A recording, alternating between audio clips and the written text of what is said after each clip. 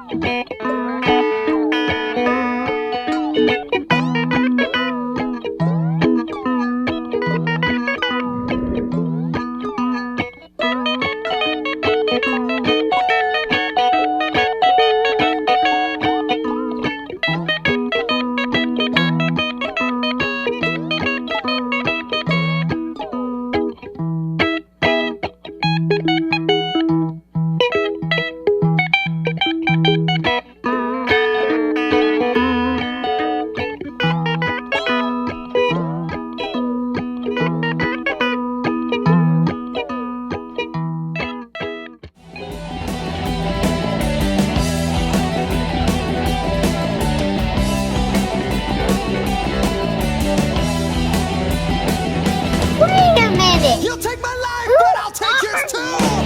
You fire musket, but I'll run you through. So when you're waiting for the next attack, you better stand, there's no turning back. The fewer sounds, the times